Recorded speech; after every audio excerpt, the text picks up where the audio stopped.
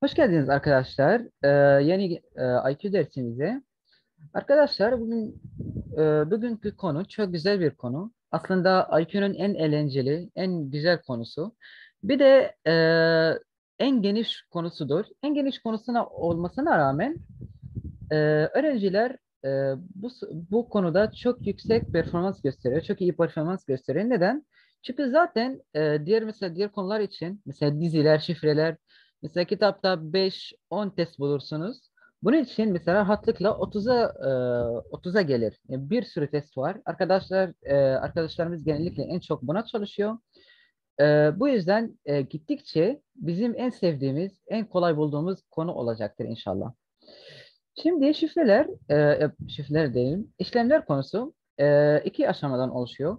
İlk başta kuralı verilen işlemler. Burada genellikle IQ olmuyor, denklem çözme becerisi ve matematik gibi oluyor. İkinci aşamada ise işlemi veriyor, kuralı bizim bulmamızı istiyor. O da tamamen net IQ'dur. Arkadaşlar bakalım ilk soruya. Burada diyor ki A işlem B eşittir A kare eksi B. Tamam mı? Yani yapılacak fazla bir şey yok. Zaten A kare, kalem çalışmıyor gene. Tamam, çalıştı.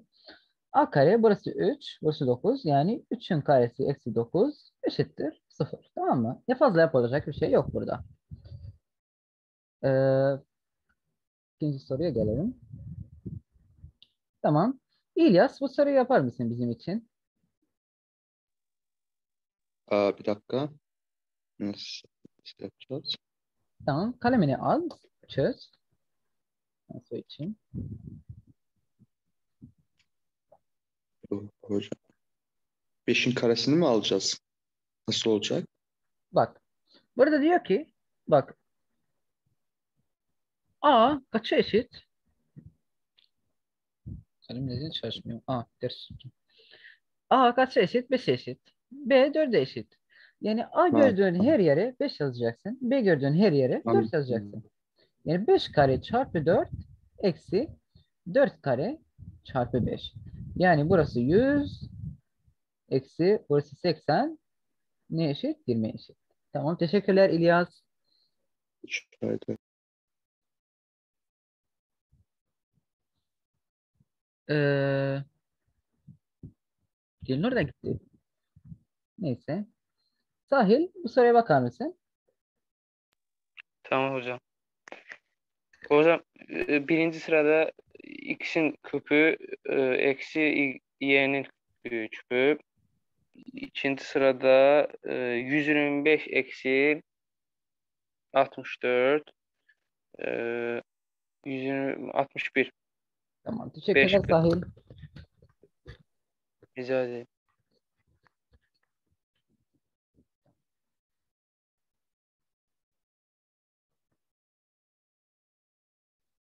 Tamam, kim baksın? Ya kimse bakmasın, çok kolay. Birazcık daha zorlaşsın. Tamam, buna bakalım. Arkadaşlar, Ramazan, bu soruya ne dersin? 4 ile 2'yi direkt yerlerine yazarım. Sonra Ne şey ne diyorsun? oluyor? Aynen 3 hepsini teker teker yazalım. çarpı 4 işlem 2 2 artı 3 artı eşittir 6 çarpı 4 eksi 4 2. 2. Buradan devam Oradan edelim. 12'yi geç. Burası Efendim? 12. Tamam, burası 12 eşittir 3 Karşı atıyorum. Diyor. 4 Hadi işlem. her şey böleyim ilk başta. Tamam. 4 Tabii ki. 2 Artı 1. eşittir 4 4. yani Orada 3. eşittir 3. Arkadaşlar, burada anlaşılmayan bir şey var mı?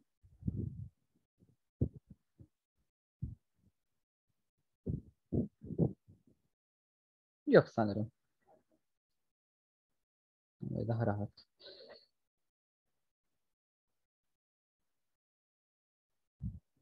Tamam, sorular güzelleşmeye başladı.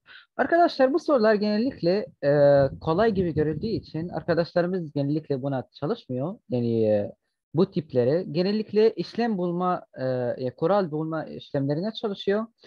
Ama bu tip sorular sınavda o kadar çirkin geliyor ki sen çalışma senin güçlü bir pratiğin yoksa rahatlıkla 5-10 dakikanı alır. Belki de çözemezsin. Çünkü çok karmaşık olur.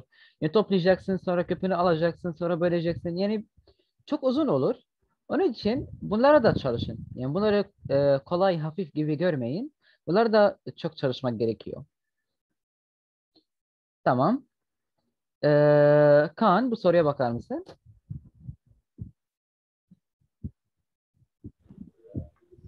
A yerine ben 5 yazarım. Tamam.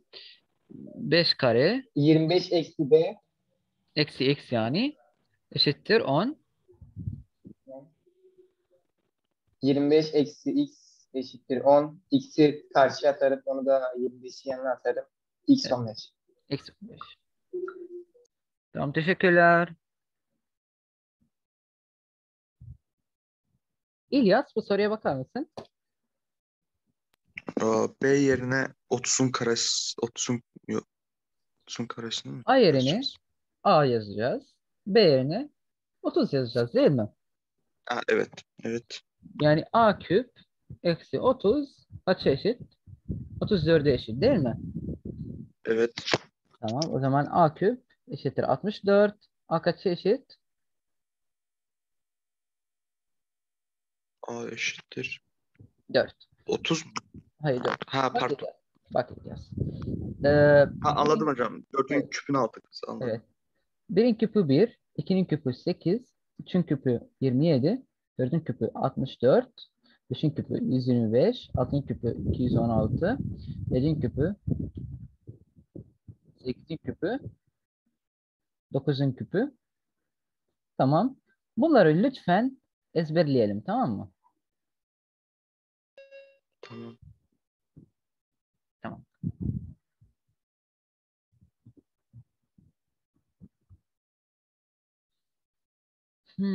Güzel bir soruya benziyor. Sahil, bakmak ister misin? Tamam hocam. Tamam. Teker teker git. Acelemiz yok.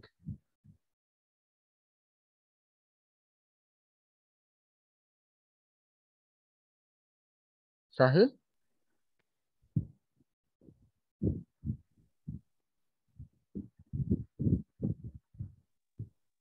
Üçüncü sırada hocam bence 3 çarpı 6 bölü 3.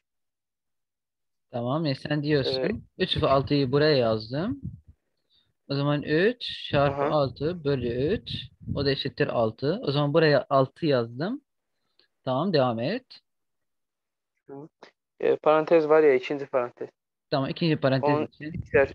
6 çarpı 5. İkinci 6 çarpı 5 bölü 3 10 yapıyor.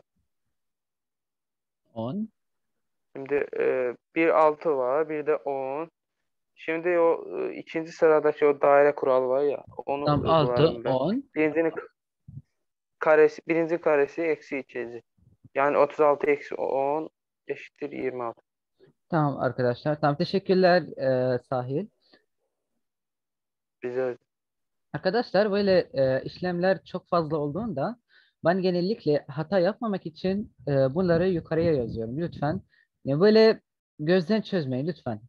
Dikkat hatalarına yol açar. Yani mesela şimdi burada direkt 3, 6 tamam. 6 buraya 6, 5 15 yazabilirsiniz yani yanlışlıkla. Mesela 10 yerine. Tamam mı? Ya buradan sonra soru gider. Yani böyle bir kolay bir soru. Herkesin yaptığı bir soruyu böyle kaçırırsınız. Tamam.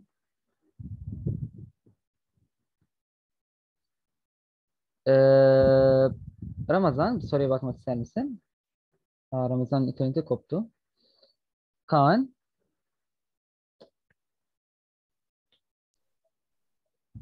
İlk başta yukarıda A yerine 3, B yerine 2 yazarım. tamam. 3 ile 2'yi çarparım. 3 eksiltirim. 3 olur cevabı. Yani 3 3 tamam. 4 ve Evet. 2 var. Sonra 4'ü yazarım tekrar birinciye. 8 eksi 3'ten 5 olur. 4 çarpı 2 eksi 3. Bu da eşittir 8 eksi 3 eşittir 5. 5 Evet. tamam. 3 5 A yerine 3, B yerine 5 yazarım. tamam. 9 artı 25 25'ten 34 olur. tamam.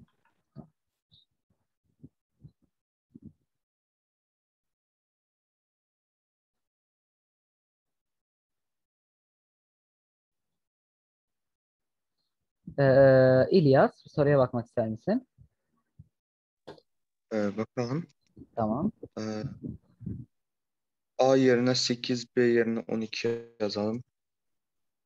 A yerine 8, B yerine 12 yani 16 artı 12 16 artı 12 o da 28 yapıyor. Ondan sonra 12 bir saniye. artı 8 o da 20 yapıyor. Bir saniye 12 8 aha ama 12 artı 8 değil ki. 24 artı 8 eşittir 32. Değil mi? 2A. Aynen. Aynen. Evet. Sonra 28 artı 32 o da 60. 28 artı 32 eşittir 60. Şimdi arkadaşlar bir şey aklıma geldi şimdi. Kusura bakmayın dersi çok bölüyorum. Ama bu da önemli bir husus. Mesela bazı arkadaşlarım beni görüyor mesela geçen seneki arkadaşlarım mesela her şey yazıyorum. Onlardan daha hızlı çözüyorum. Nasıl böyle bir şey? Bu hızı nasıl kazandım? Arkadaşlar ben her şeyi yazıyorum. Gereken her şeyi yazıyorum. İlk başta her şeyi yazmıyorum. Gereken yani hata oranını en aza indirmek için her şeyi yazıyorum. Gereken her şeyi yazıyorum. Ama hızlı yazıyorum. Yazmaya alışığım. Bir de aynı zamanda soruyu en kısa yoldan götürmeye çalışıyorum. Yani ben mesela direkt soruya başlamıyorum. Böyle 5 saniyelik bir kalemi bırakıyorum. Böyle bakıyorum. Ya bu yoldan çözsem uzun olacak. Buradan daha kısa olacak. Buradan daha kısa ama daha hata yapma riski var. O zaman bu yolu bırak. Böyle bakıyorum. En hızlı yolu bulmaya çalışıyorum. Sonra kalemi tutup çözmeye başlıyorum. Tamam mı arkadaşlar? Bu da geometride en çok geometride görülür. Zaten matematiğin çözümü genellikle soru genellikle tek çözümlü olur. Ya tek bir çözüm yoluyla çözülür. Ama geometri için birden fazla çözüm yolu çıkabilir. IQ'da birden fazla çözüm yolu çıkarsa demek ki soru hatalı. O da tek bir çözüm yolu olmalı. Genellikle böyle hatalı sorularla karşılaşabilirsiniz. Ama bunu geçelim. Zaten çözdük bunun benzerini. Zaman kaybetmeyelim buna.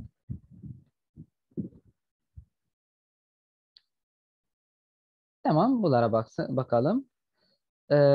Sahil, çözer misin? Sen kalemini al, sen çöz bu sefer.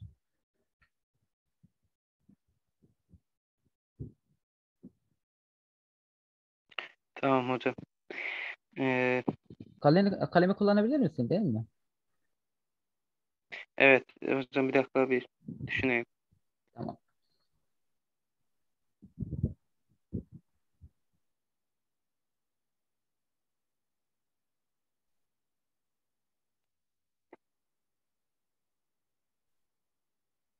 Ha, demek birinci de 3 kere 3 eksi 8 bölü. Bir dakika hocam. Yani üçgenin olduğu yere yazıyoruz. Tamam. Burası 3, 8. Tamam sen yazıyordun.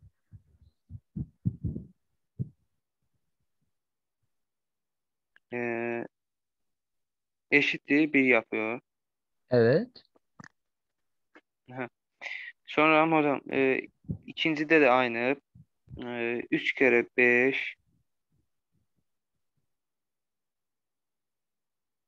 eksi 10 eşittir 5. Biraz büyük yazdım hocam. Evet. Ne sıkıntı yok. Zaten Ha, telefondan yazıyorsun birinci herhalde. evet hocam. Bu yüzden Birinci çözüyor. 1 yaptı. İkinci de 5. Sonra kare kareni uyguluyoruz hocam. Evet. Yok silmene Bir gerek dakika. yoktu.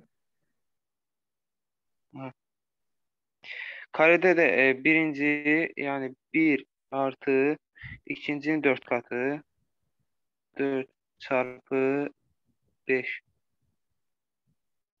21 yapıyoruz. Teşekkürler Sahil. Rica ederim. Tamam. Hmm, Bunlar gereksizce kolay. Hep aynı şeyi tekrarlayıp duruyor. Tabii ki siz çözeceksiniz pratik kazanmak için. Ama deste çözmemin bir anlamı yok. Daha fazla metot şey yapayım diye teker teker hepsini çözemem. Zaman yetmiyor. Tamam. Bunları da geçelim. Bu sadece iki işlem içerenler.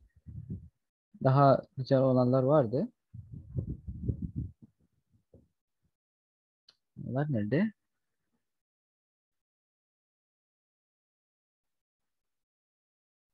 Tamam buradan başlayalım. Ha, diğer test olacak herhalde. Evet diğer test. Buradan başlayalım. Bu soruyu beğendim.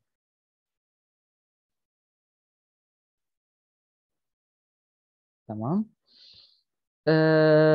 İlyas bu soruya bakmak ister misin? Bakayım bir.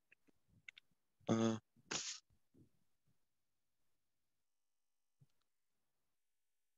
ne yapacağız? Ya, kuralı uygulayacaksın. Bir kere solda, bir kere sağda eşitleyeceksin. Bu kadar. O zaman C, C4 Tamam. mu 4, 12, oluyor o zaman? 16 artı 12 eşittir. Diğer tarafta ne yazacağım?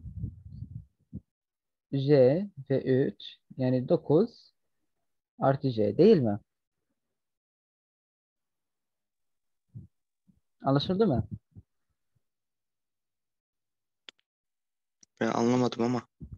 Tamam bak İlyas. Hocam niye 9 yazdınız? C kare artı J işlemden kare dolayı 9. aynen. Ders çevirdim. Kare. Çapraz mı yapıyoruz? Çapraz yapmıyoruz. Bak bir saniye. Bak İlyas. Bak. Bunu gördüğünde ne yapıyordun? Buraya 4, buraya 12 yazıyordun. 4'ün karesi artı 12 diye yazıyorduk değil mi? Evet. Tamam. 4'ün karesi artı 12. Bu taraftan kurtulduk. Tamam. Sonra soru ne yazıyor? Soru eşittir yazıyor. Sonra bu ifade ne anlama geliyordu? J'nin karesi artı 3 değil mi? Evet. J'nin karesi artı 3.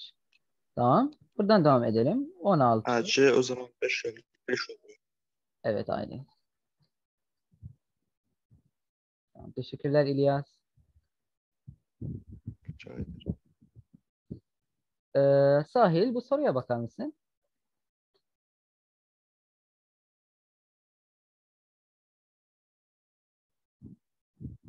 Tamam hocam.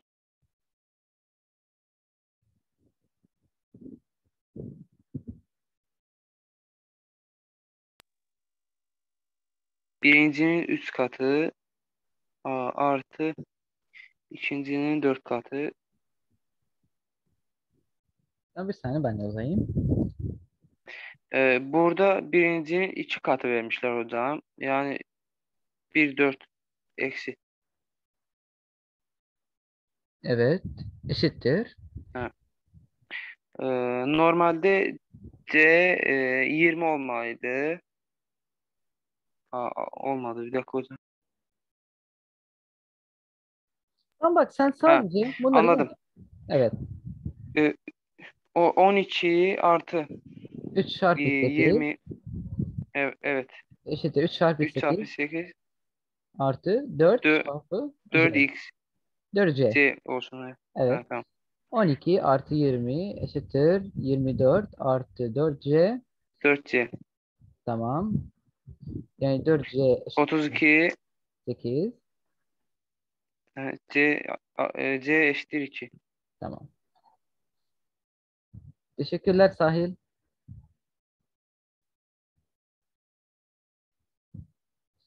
Tamam. İlyas, bir soruya bakmak ister misin? Bakayım. Sen kalemini kullan. Tamam. Bir dakika. Büyüteyim istersen. Yok, bir fark etmez aslında. Burayla bunu bir dakika. Ne, dağıtacağız mı bunlar böyle? Ne istersen yap. Dağıtmak istiyorsan dağıt. Şimdi sen O sınavdasın. zaman Soruyu çözüyorsun. 3A, 3B Evet. da o zaman diğeri de 2A artı 2B oluyor. Doğru. Ee, sonra A, o zaman burayı 3A artı 2B eksi 10 mu oluyor? Ee, Neden? 3A artı 2B. Yapma. Bak İlyas, senin burada tek işin bu sorularda gördüğünü yerine yazmak. Ya mesela burada 8, 7, buraya 7 ve 8 yazarak bunun değerini bul. Tamam mı? Sonra buraya 6 ve 4 yazarak bunun değerini bulacaksın. Sonra mesela örneğin burada 5 çıktı, burada 4 çıktı. Buraya 5 ve 4 yazarak bunun komple değerini bulacaksın. Tamam mı? Senin işin bu. Ha, Bu kadar. tamam. Tamam. Buyurun. Aa, hocam ben kendi kağıt üzerinde yapabilir miyim? Burada çok geç oluyor. Sen 21. söyle ben yazarım. Sen söyle ben yazarım. Tamam, o zaman 21 artı 24 oluyor. Tamam. Burada 21 artı 24. O da eşittir 45. Tamam, buraya Evet. 45 yazdık. Buraya Oraya bir dakika. 12 artı 8 oluyor. O da 20. peki İlyas, dağıtmadan önce toplasaydın daha kolay olmaz mıydı? Yani bunları topla 10, 2 ile çarp 20. Daha kolay olmaz mıydı? Olurdu aslında. Evet. Evet. Bak. Sonra son olarak 45 artı 20 o da eksi 10. O da 65 eksi 10'dan 55 10. yapıyor. Teşekkürler İlyas. Rica ederim. Tamam. Ya ne yaptım ben? Bir saniye.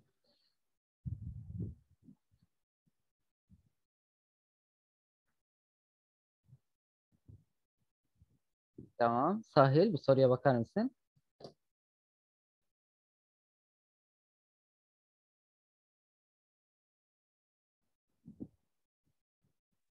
Tamam hocam. Tamam. Düzelteyim. Hocam bende kalem olmadığı için Tamam, yani yazılar ben çok yazayım. büyük oldu. Tamam, siz yazar mısınız? Tamam. Sen Ha, söyle, ben yazayım. o direkt söylesem olur mu yani çarpılarda? Tamam. 9, 9 çarpı 7, 18 artı 21, 18 artı 21 eşittir 39. 39. Tamam, buraya yazdım. İkincide de 4 yani içinin karesi artı 13, 4 artı 13, 17 yapıyor. Hı. Sonra da Toplayacağız. artı. Hı, tamam. 39 artı 17, o da 56 yapıyor. Teşekkürler. Güzeldi. Tamam. İlyas.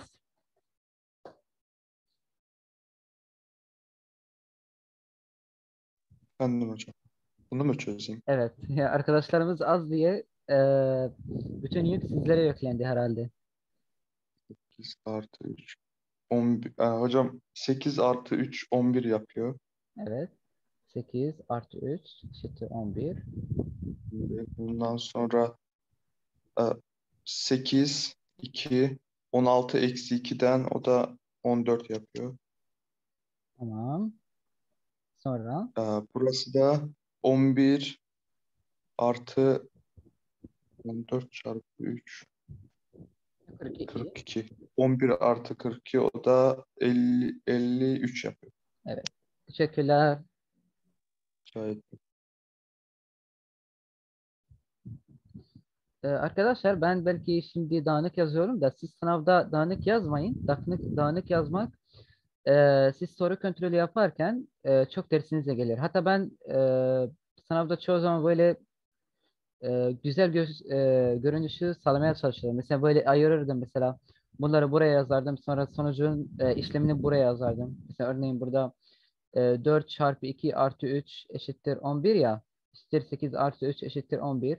Ama son olarak mesela burada 11 artı 42 eşittir 53. Buraya yazardım mesela. Sadece kontrol ederken daha kolay olsun diye. Bazen mesela çözerken bir hata yapıyorsunuz. Hatayı tespit edebilmek için birazcık böyle dağınık yazmayalım. Doğru, düzgün yazalım birazcık, tamam mı?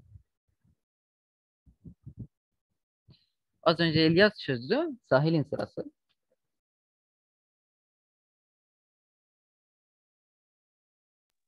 Tamam hocam.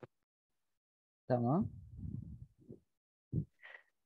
Hocam birincide yani 5'in karesi eksi 10 15 yapıyor. 25 eksi 10 15. Evet 15. İkincide de 7 artı 1 artı 5 13 yapıyor. Evet. Çarpımını istiyorum. 13 çarpı 15 çarpı 13 Tamam. 15 çarpı 13 ne kadar? Bak 30 çarpı 13 ne kadar? Eşittir 390. 2'ye böl. evet 150 artı 45. Ya bak. Yani eşittir. 300 195. artı 90. 2'ye böl. 150 artı 45. O da 195. Tamam mı? Tamam, teşekkürler. Kaan merak etme. Senin soruların gelecek az sonra, tamam mı? Şimdi izleyici kal.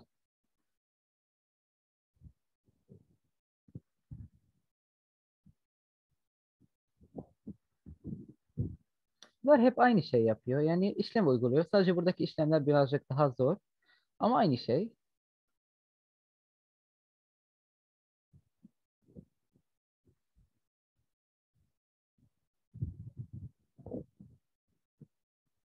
Tamam. Kaan, bu soruya bakmak ister misin?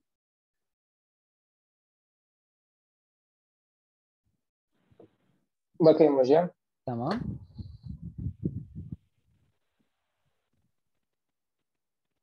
A yerine 8 yazdım. Tamam. A yerine 8 yazdın. B E, yerine. bu kısmın 5 olabilmesi için B'ye de 3 yazdım. Evet. B yerine 3 yazdın. 8 çarpı 3 de 24. 24. Teşekkürler Kaan.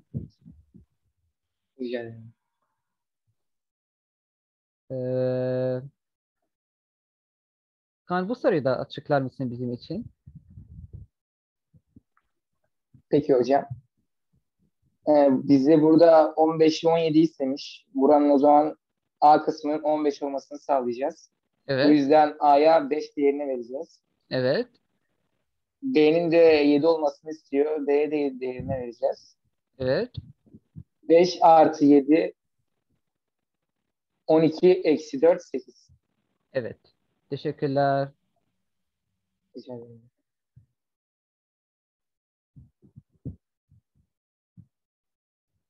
Tamam. Son olarak Kaan, bu soruya bakar mısın? Sonra arkadaşlarımız bakacak. Peki hocam. Bizde A küpün 125 olmasını istiyor. Hangi sayının küpü 125 olduğunu soruyoruz. O da 5 oluyor. 5'in küpü 125. Evet. Sonra bizden hangi sayının küpü 64 diyor. O da 4'ün küpü. Evet. 5 artı 4 topladığımızda 9 oluyor. 9 çarpı 2 de 18. Teşekkürler. Rica ederim. Ya, sürekli aynı şey yapıyorum. Sahil, bu soruya bakmak ister misin? Tamam hocam. Tamam, buyur.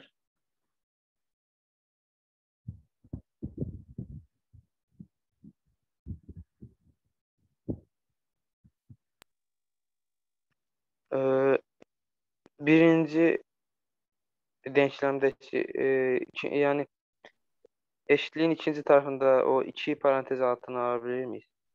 Öyle Tamam, sen şey diyorsun. X artı 5 eşittir 10. Tamam. Evet, değil mi? Sahil. nasıl? Sen ne diyordun?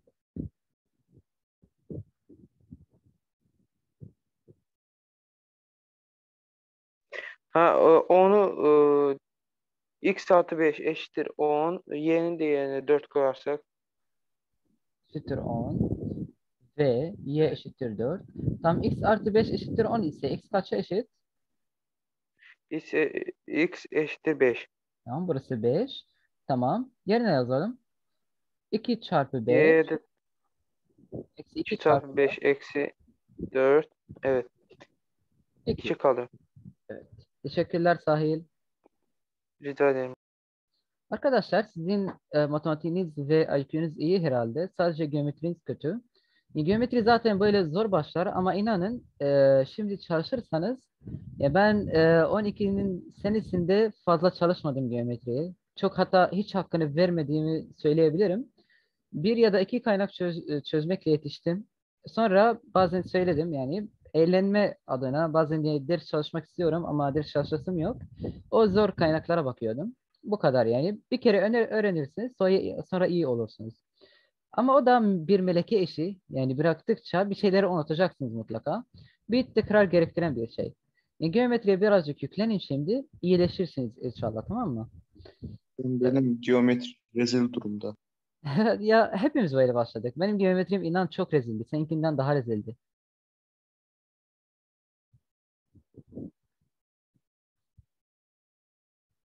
Ben okulda yapılan geometri sınavından, okulda 10. sınıftaydım daha. Okulda yapılan sınavdan 60 aldım.